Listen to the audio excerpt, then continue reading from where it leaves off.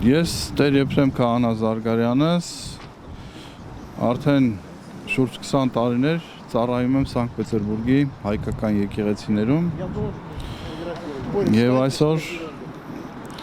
մեր համայնքի Պետերբուրգի հայ համայնքի ներկայացուցիչները, մեր հավատացյալները ինձ խնդրեցին, որպեսզի միասնաբար աղոթենք եկեղեցում մեր երկրի խաղաղության եւ ազգի միասնականության համար, հատկապես մտահոգված, որովհետեւ այս օրերին այստեղ է Հայաստանի վարչապետը պարոն Փաշինյանը եւ հանդիպում է անցկացնելու համայնքի ներկայացուցիչներից ոմանց հետ, անշուշտ ընտրովի միայն նրանք երևի, ովքեր որ իր քաղաքականությանը կողմ են, կողմնակից են, անշուշտ կլինեն մարդիկ, որ ներկաներից համաձայն չեն եւ իրենց անհամաձայնությունը կհայտնեն, բայց ուզում ենք փոխանցել, որ այստեղ հավաքված ժողովուրդը եւ նաեւ Ռուսաստանաբնակ շատ հայեր դժգոհ են այն քաղաքականությունից, որ որդեգրել է հիմա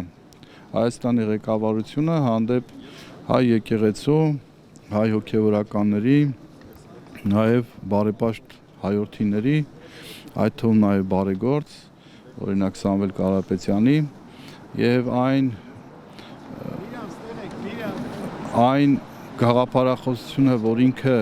քարոզում էր ի սկզբանե իշխանության գալով, դեռ այն ժամանակ ցավոք զգացում ունեի, որ այդ ամեն ինչը փոխվելու է ընթացքում։ Ժողովրդին պետք էր ոտքի հանել, որպես իշխանության գա, այդպես էլ վարվեցին եւ իրենց գաղափարախոսությունը եւ իրենց ցանկությունները եւ այն հույսը, որ ներշնչում էին մեր ազգին, ցավոք այս տարիների ընթացքում բոլորը իդերև եղան եւ մենք տեսնում ենք հակառակ ընթացքը, որ հատկապես այս իշխանության օրոք ամբողջ հայ ազգը բաժանվել է